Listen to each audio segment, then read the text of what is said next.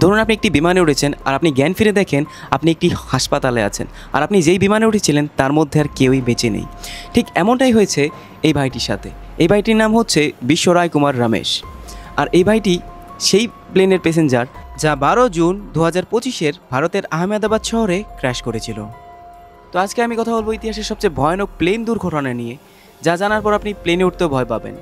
তো ঘটনাটি হচ্ছে 12 জুন 2025-এর ভারতের আহমেদাবাদ শহরের ইন্ডিয়ার বিশ্বস্ত এয়ারলাইন্স এয়ার ইন্ডিয়ার বোয়িং 787-এর এই প্লেনটির।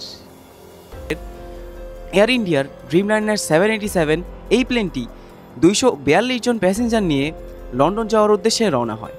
আর তারপরে এই প্লেনটি 650 ফিট উপরে ওঠার পর 400 ফিট গতিতে মিনিটে 400 ফিট গতিতে নিচে নামতে থাকে। তারপরে 1 মিনিটের মধ্যেও পাইলট প্লেনটিকে কন্ট্রোল না করতে পেরে প্লেনটি ভূপৃষ্ঠে ক্র্যাশ হয়ে যায়। আর সঙ্গে সঙ্গে এর মধ্যে থাকা 241 জন মানুষই অন দ্য স্পট ডেথ হয়ে যায়। 242 জন মানুষের থেকে 241 জন মানুষই কিন্তু অন দ্য স্পট মরে যায়। আর মাত্র ভাগ্যক্রমে একজন মানুষ বেঁচে ফিরে। আর সে তার ভয়াবহ বেঁচে ফেরার অভিজ্ঞতাও অলরেডি ইন্টারনেটে কিন্তু শেয়ার করেছে। প্লেনটি যখন ক্র্যাশ করে তখন তিনি পেছনের দরজা দিয়ে বেরিয়ে যায় আর বেঁচে ফিরে। বোয়িং কোম্পানি ক্লেম করে তাদের প্লেন 30 বছর পর্যন্ত উঠতে পারে।